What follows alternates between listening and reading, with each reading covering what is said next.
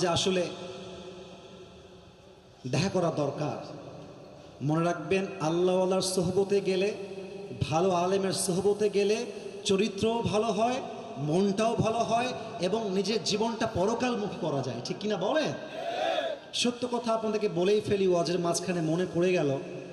এটা আমি বলছি, এটা আমার বিরুদ্ধে সবার আগে যাবে, আমার বিরুদ্ধে সবার আগে যাবে। আমাদের দেশে যোগ্য আলেমের দাম কম, ভাইরাল ব্যক্তির দাম বেশি। এটা তিতা সত্য কথা।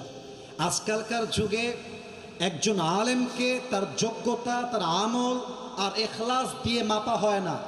আজকালকার যুগের আলেমদেরকে মাপা হয় তার ইউটিউবের ভিউ আর ফেসবুকের ফ্যান ফলোয়ার্স থেকে। ঠিক কিনা বলে? আরে বাবু, ফেসবুকে ফ্যান ফলোয়ার্স বেশি হওয়াই যদি যোগ্যতার নমুনা হতো, তাহলে আমার চোখে হিরো আলমের মতো সফল আর দ্বিতীয় কেউ হইতে পারে না।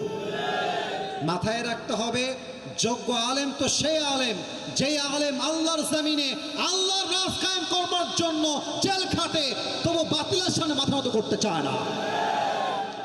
যখন মামুনুল হক সাহেবকে নারী কেলেঙ্কারি দেওয়া হলো, আমাদের সকলের বুকের তাজা রক্তক্ষরণ হয়েছিল। সেই দিন যখন ফেসবুকে নিউজটা আমার সামনে এসেছিল যে বাতিল যখন কোনোভাবে অ্যাটাক করতে পারে নাই, তখন চরিত্রে অ্যাটাক করেছে। বাট আমার মাথায় ছিল, এই দিন নয়, যেই মুমিন বিপদে আপদে আল্লাহর উপর তাওয়াক্কুল করবে, একদিন বাতিল দেশ ছাড়তে বাধ্য হবে। আর যাকে তারা জেলখানায় বন্দী করেছিল, সেই মানুষটা পীর বাহাদুরের মতো বসবাস করবে। ঠিক কিনা বল? মিজানুর রহমান আজহারী নাম শুনছেন না আপনারা সবাই? আচ্ছা, আপনাকে আমার কথা ডাক্তার করতেছেন নাকি ভাইরা? আপনাদের মনে আছে কিনা 2021, আমার যতটুকু মনে পড়ছে 2021 সালের কথা অথবা 2020 সালের কথা, ওনারা মাহফিলে যখন লক্ষ লক্ষ মানুষ, তখন তাকে ট্যাগ দিয়ে জুলুম করে নির্বিচারে দেশ ছাড়তে বাধ্য করা হয়েছিল। কিন্তু এখন দেখেন, যারা দেশ ছাড়তে বাধ্য করেছিল, ছাত্র জনতা এদেরকে লাঠি দিয়ে মামুর বাড়ি দিল্লিতে পাঠিয়ে দিয়েছে। মাথায় রাখতে হবে, যা তাওয়াক্কুল করে বিজয় তাদের হয়। বাতিল পক্ষ সাময়িক জিতলেও আসল বিজয় মুমিনদের বিজয় হয়। এটার নাম তাওয়াক্কুল। আচ্ছা, এবার বলেন তো, আমাদের জাতির পিতার নাম কি? আপনাকে অসংখ্য ধন্যবাদ, আপনি আছেন, আমার ওয়াজটা ভালো হচ্ছে। উনি খুব উত্তর দিচ্ছে আমাকে। এবার আপনারা আবার জোরে দিবেন উত্তর। জাতির পিতার নাম? উত্তরটা ভাইব পায় না। আর একবার, কি নাম? আমি দলকে কোনো আঘাত করতে এই মাহফিলে আসি নাই। মাথায় রাখবেন, জাতির পিতা মাথায় চাপাই দিলে জাতির পিতা হওয়া যায় না। জাতির পিতা হতে হলে হাজার হাজার ইমানের পরীক্ষায় উত্তীর্ণ হয়ে জাতির পিতা হওয়া লাগে। ঠিক কিনা বলে? আমাদের দেশে এমন একটা অবস্থা, আমাদের দেশ স্বাধীন হওয়ার পেছনে যার অবদান ভোলার মতো নয়, বঙ্গবন্ধু শেখ মুজিবুর রহমান, তাকে আমরা শ্রদ্ধা করি, সম্মান করি। তো বাস্তব কথা হচ্ছে এই রকম, বিগত 16 বছরে বঙ্গবন্ধুর নাম কিছু লোক তার মুখে এতবার উচ্চারণ করেছে, এতবার জিকির যদি আল্লাহর নামে করত, রসুলের নামে করত, আল্লাহর জান্নাতটা ওয়াজিব হয়ে যেত। কথায় কথায় বাবার নাম, কথায় কথায় বঙ্গবন্ধুর নাম। একটা গল্প মনে পড়ে গেল। না, আপনারা মাইন্ড করবেন না বলি, বাদ দিই। আপনারা রাগ করবেন তো? না বলি না, বাদ দিই। বলবো না কি বলবো না? এক লোক দুবাই থেকে আসছে চট্টগ্রামে। বলেন সবাই, দুবাই থেকে আসছে কোন গ্রামে? না, আওয়াজ না পেলে বলা যাবে না। কোন গ্রামে? এসে ল্যান্ড করেছে চট্টগ্রাম বিমানবন্দরে। তো চট্টগ্রাম বিমানবন্দরে ল্যান্ড করে আপনাদের বঙ্গবন্ধু টানেল আছে না, টানেল পতেঙ্গা বিচের পাশে টানেল পার হচ্ছে। তো বলছে, wow, what an amazing beautiful big tunnel. এই গরিব দেশে এত বড় টানেল বানাইলো কে? এটার নাম কি? তো দেশের লোক বলছে, sir, the name of this tunnel is Bangabandhu tunnel. এটার নাম হচ্ছে বঙ্গবন্ধু টানেল। বলছে, মাশাআল্লাহ, অ্যামেজিংলি অ্যামেজিংলি অ্যাপ্রিসিয়েটেড, সুন্দর হয়েছে, অসাধারণ, just wow, looking like a wow. তো সামনে চলো। গাড়ি চলতে চলতে কুমিল্লা, নারায়ণগঞ্জ, সানারপাড়, শনিরাখড়া সব পার হয়ে আসছে ঢাকার মিরপুরে। মিরপুরে এসে দেখছে বিশাল লম্বা লম্বা লাইট, সেই লম্বা লম্বা লাইট। বিদেশি লোক বলছে, কিরে বাবা, what's the name of this place, এই জায়গার নাম কি? যুবক বলছে, স্যার এই জায়গার নাম হচ্ছে বঙ্গবন্ধু স্টেডিয়াম। বলছে, মাশাআল্লাহ, অনেক বড়। ভেতরে কি হচ্ছে? বলছে, স্যার ভেতরে একটা ফুটবল টুর্নামেন্ট হচ্ছে। টুর্নামেন্টের নাম কি আমাকে বলো?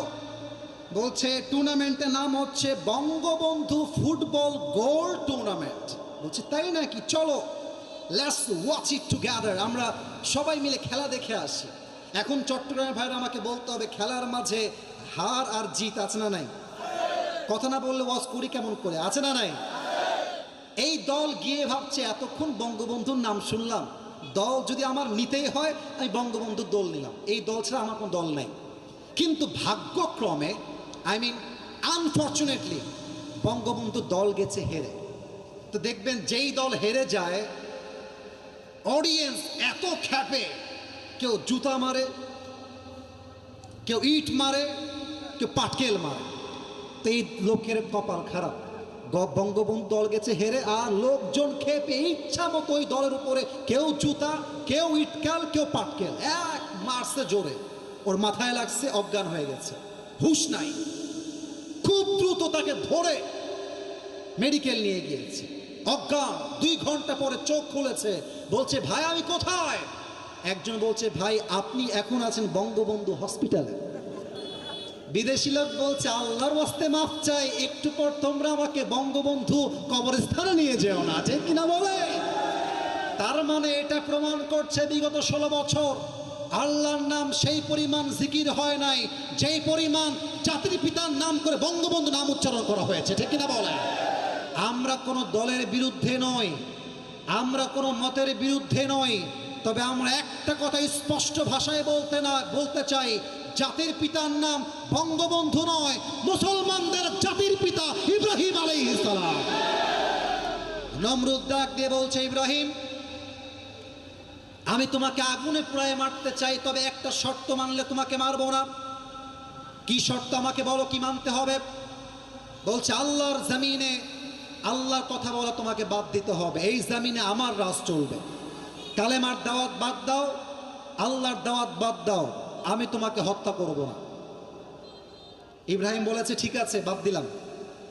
বলেছে নাকি এই কথা? বলে নাই।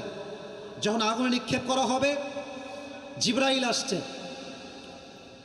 ইব্রাহিম আমার কাছে সাহায্য চাও, আমি তোমাকে সাহায্যের হাত বাড়িয়ে দিব। ইব্রাহিম আলাইহিস সালাম ডাক দিয়ে বলছে, জিবরাইল খুব ভালো করে শুনবা, আমি ইব্রাহিম এমন রবের ইবাদত করি না যেই রব তার বান্দার কষ্ট নিজের চোখেই না দেখে। আমি বিশ্বাস করি আমার রব যদি আমাকে আগুনে পুড়িয়ে খুশি হয়, এই আগুনে আমি ইব্রাহিম একবার নয় 1000 বার পুড়তে প্রস্তুত আছে। আল্লাহু আকবার। যেই কথা সেই কাজ। নমরুদ ইব্রাহিমকে ধরে আগুনে নিক্ষেপ করলো, কিন্তু ইব্রাহিমের তাওয়াক্কুল এবং ভরসা ছিল এক সত্তার উপরে। আওয়াজ দিয়ে বলেন সবাই, তিনি কে? আল্লাহ বললেন, কুলনা ইয়া নারু কুনি বারদাও ওয়া সালামান আলা ইব্রাহিম, হে আগুন আমার ইব্রাহিমের জন্য শান্তিদায়ক ঠান্ডা হয়ে যাও।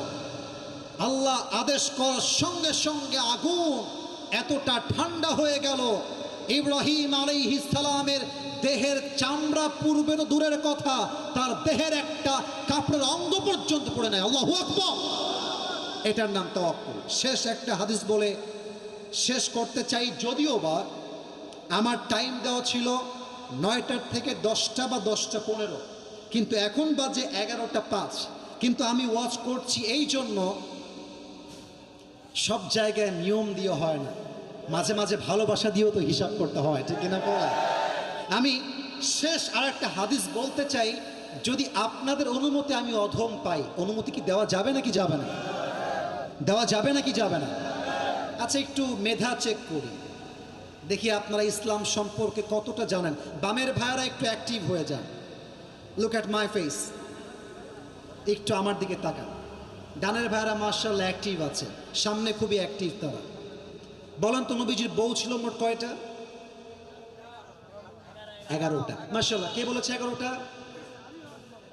আমি মাশাআল্লাহ, সুন্দর। না না, উত্তর ঠিক হয়েছে, 11টা। আচ্ছা এদিকে তাকান। না না, ওটা আমার মূল পয়েন্ট নয়, মূল পয়েন্টটা I am trying to coming, আসতেছি। বলেন তো সবাই মোট কয়টা ওয়াইফ ছিল? 11টা।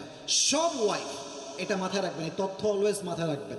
সব ওয়াইফ, তোমার তো 4 বিয়ে করার খুব শখ, তাই না? বাস খাইলে বুঝবা বিয়ের শখ কারে কয়। দিল্লি কা লাড্ডু হ্যাঁ, খাওগে তো ভি পছতাওগে, নেহি খাওগে তো ভি পছতাওগে। মাথায় রাখতে হবে বিয়ে কোনো ফ্যান্টাসি নয়। বিয়ের কথা সবাই বলতে পারে, ডিভোর্সি মেয়েকে সহজে কেউ বিয়ে করতে চায় না, ঠিক কিনা বলে? কিন্তু নবীর 11 জন বউয়ের মাঝে 10 জন বউ হয় ডিভোর্সড অথবা বিধবা। আমি আবারও বলছি, 10 জন স্ত্রী হয় বিধবা অথবা ডিভোর্সি। কিন্তু there is only one wife, একজন স্ত্রী যিনি ডিভোর্সি নন, বিধবা নন। বলেন তো সেই স্ত্রীর নাম কি ছিল? আয়েশা রাদিয়াল্লাহু তাআলা আনহা। আচ্ছা, আরেকটা প্রশ্ন আছে, last question in this chapter. বলেন তো আয়েশার বাবার নাম কি ছিল? আরে ভয় পায় কেন রে ভাই, কিসের ভয়? আয়েশা রাদিয়াল্লাহু তাআলার বাবার নাম কি ছিল? আয়েশা রাদিয়াল্লাহু তাআলা আনহার বাবার নাম ছিল আবু বকর সিদ্দিক রাদিয়াল্লাহু তাআলা আনহু। বলেন তো নবীর সবচেয়ে কাছের বন্ধু কে ছিল? সুবহানাল্লাহ পড়বেন না আপনারা সবাই? কি মারাত্মক হাদিস, কি অসাধারণ হাদিস। আজকালকার বন্ধুত্ব হয়ে গিয়েছে স্বার্থের উপরে, স্বার্থের খেলা। বন্ধুর বাইক থাকলে বন্ধু আমার বন্ধু, বন্ধুর বাইক নাই বন্ধু আমার বন্ধু হওয়ার যোগ্যতাই রাখে না। বন্ধুর টাকা আছে যতদিন বন্ধুত্ব আছে ততদিন, বন্ধুর টাকা নাই বন্ধু তোমাকে আমি চিনি না বন্ধু, ঠিক কিনা বলেন? जब जेब में हो पैसे तो लोग पूछते हैं तुम हो कैसे, और जब तुम हो जाओगे कंगाल कोई पूछ नहीं आएगा तुम्हारा हाल, ठीक है ना? টাকা থাকলেই বলে হাউ আর ইউ, টাকা নাই হু আর ইউ। এই দেশটাই চলে টাকার উপরে যুবক ভাইরা, ঠিক কিনা বলো? কিন্তু নবীর বন্ধুত্ব টাকার উপরে ছিল না, নবীর বন্ধুত্ব ছিল জাস্ট এক সত্তার জন্য। বলেন সবাই তিনি কে? যেই দিন নবীজি হিজরত করবেন, নবীজি হিজরতের পূর্ব মুহূর্তে ঠিক কড়া দুপুর বেলা, রোদ, প্রচন্ড তাপ। এটা আমার শেষ হাদিস, এটা বলে আমরা দোয়ার দিকে যাবো। সো প্লিজ, লাস্ট ভালো যার, শেষ ভালো যার, সব ভালো তার। অনেক কষ্টে আসছি ভাই, ফ্লাইটে যখন আসছি ঢাকা থেকে নেমে আবার গাড়ি নিয়ে এই পর্যন্ত আসছি। আমার পার্সোনাল ড্রাইভার বা আমার গাড়ি আসে না, আমি অন্য গাড়ি নিয়ে আসছি, কারণ আমি কিছু কাজের জন্য রাজশাহীতে ছিলাম। দ্যাট মিন্স আমার জার্নি প্রায় 18 ঘন্টার জার্নি এই পর্যন্ত আসতে হয়েছে। এবং ইন্ডিভিজুয়ালি জাস্ট এই প্রোগ্রামটার জন্যই আমি এত দূর থেকে এসেছি, আপনাদের মন রক্ষা করার জন্য, আল্লাহর ভালোবাসায়। শেষ রক্ষাটা করবেন আমাকে, শেষ হাদিসটা কলিজার থেকে শুনবেন। এসেই বলছে আবু বকর, হিজরতের সময় চলে এসেছে, তোমাকে আমার সঙ্গে হিজরত করতে হবে, তুমি কি প্রস্তুত আছো? আবু বকর ডাক দিয়ে বলছে, ইয়া রাসূলুল্লাহ, ইয়া হাবিবাল্লাহ,